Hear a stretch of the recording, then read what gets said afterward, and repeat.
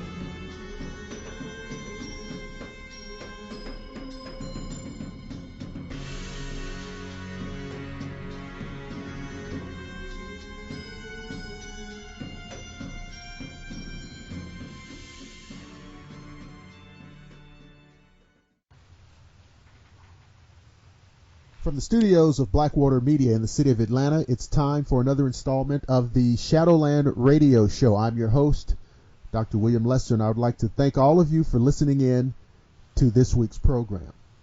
As always, I like to begin the show by thanking all of the new listeners, those new people who have come on board.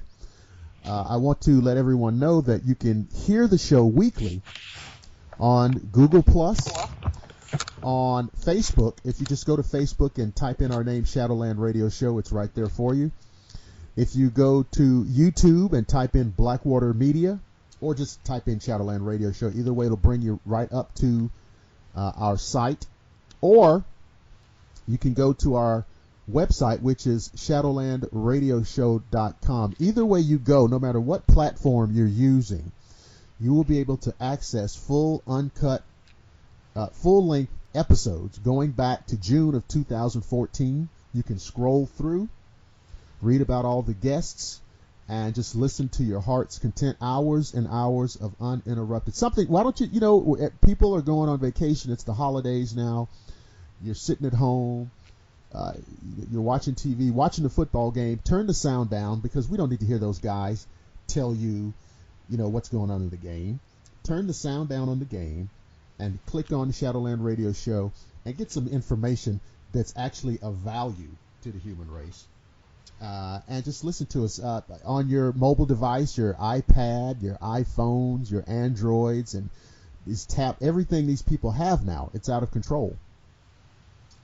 But make sure if you're listening on the YouTube channel that you click on the subscribe button. Drop a comment down there. Tell us what you think about the show.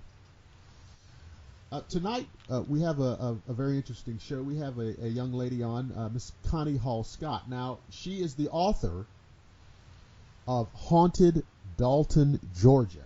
And you know how I love having local people from the metro Atlanta area. You know how I love having local people on the show.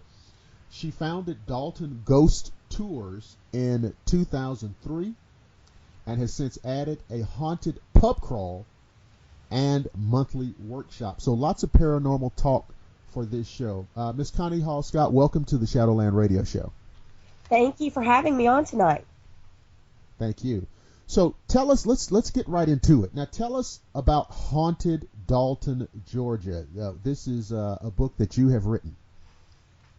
Yeah, the book came out in 2013, and it talks about a lot of the places that, we go on, or that we visit on tour, as well as quite a few that we don't. Turns out North Georgia is quite haunted. Oh, I'm sure. It's such a long history. Yeah, and that's exactly what it is. I mean, I think that's a large factor of it is, so many things happen in Dalton and the surrounding areas, from the time of the Creek Indians to the Cherokees to bits and pieces of the Civil War that played out and, everyday murder, madness, and mayhem. And there's a lot of energy left, there. Absolutely. And even You're right. Going back hundreds and hundreds of years, like you said, to the Creek and the Cherokee, and even there were even some early Spanish explorers who came through Georgia, and all of this is just going back now more than 500 years. We had the American Revolution, and of course Georgia during the American Revolution. I don't know how many people are aware of this, but Georgia was difficult for the Patriots because, for whatever reason, Georgia was a strong loyalist colony. Many people in Georgia at that time were loyal to the British Crown, and the Patriots had a very difficult time in making any headway in Georgia. So there were plenty of even Revolutionary War battles here in Georgia, and of course the Civil War history of Georgia is well chronicled. Oh, yes. And so all of that makes for a rich paranormal history.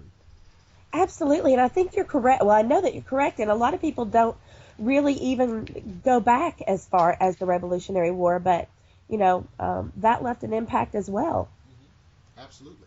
So now, you've done this book, and in the book you talk about some of the places that you do on the ghost tour. You've been doing the ghost tour since 2003, and so if a person wants to say, well, I want to go check out the Dalton ghost tour, what can they expect to experience on that? I'm glad you asked that, because I have had people come in. I often have during our busy season, of course, which is September, October, especially those months. I try to have a paranormal celebrity guest each weekend. And I've had a lot of people come on tour, from the paranormal community who have commented that something like, wow, I didn't expect this many things to happen or it to be so active. And it does seem like on our tour, and I've done a lot of tours other places too, and they're great. I've never been on a bad one yet, but we'll have things like the lights come on in abandoned buildings. Well, not really abandoned, but closed down for the day. And I've had people have some amazing photographs with their digital cameras there on the spot. Yeah. And it's pretty active. And Richard Ruland has captured some really great EVPs on deck, even where we start out. We had him on the show a few months ago. Oh, yeah, Richard's great, isn't he? Oh, yes, absolutely. Yeah, my guests always love him. I get a lot of repeat people, new people too, but it seems like a lot of times if I'm advertising Richard's coming, then I can expect a pretty good turnout. Absolutely. So how do you, when people, you say a lot of people are surprised that they, have a paranormal experience. Now, do you talk with these people? Do you have conversations about, why these things happen, how they happen? I know a lot of people may watch some of these paranormal TV shows. Sure. And so how do you address these things with people who really don't know much about it? Well, basically how we start is there's a wooden deck across from the Wink Theater on West Crawford Street. Now, the theater itself is really how I began, I guess, in the paranormal world. My dad and my mother renovated the theater. It took 4 years. It's a 1939 old building, and so we start out, right there on the spot, and almost it's like around every corner, if not more, there is a place with a story, with the history. So I tell people up front, take your pictures, and you might get something, you might not, and if you do, we kind of talk about in the beginning why this might happen at this particular building. For example, like the Landmark building, used to be Hotel Dalton, and through the tour they'll learn that story, and that has been a building that has been pretty consistent several times a year or more of having things happen while people are actually there, whether it be lights flickering on and off from the outside, or people getting photographs from inside the windows. So I kind of tell them, and I think that when they first hear me say that, if they haven't been on tour, they don't know about it, I often think they think I might be crazy or something. Right, and then right. you know, they're standing there, and then when it happens, they have, well, kind of like an emotional or a surprised reaction. And, you know, at that point, we may talk a little bit more about it. But they'll learn, they know already, you know, before we get that far, the history of the building, and about particularly the girl who took her life there. Uh-oh. And, yeah, and how that story unfolded. Yeah, I was about to say, I got it. If you know it, please tell us that story. Oh, yeah. Actually, that's one of my favorites. It's quite sad, but when I decided to do the tour, I asked local people with historic sites, you know, particularly in the historic district, if they had stories. And I approached Randy Bates. He's an attorney who at the time owned the Landmark building. And he said, nah, you know, we don't have ghosts here, but we do have a great history. This used to be Hotel Dalton, and, you know, it burned down in the Great Fire of 1911, and, you know, all these things happened, but we have no ghosts. Well, this story kind of unfolded over time.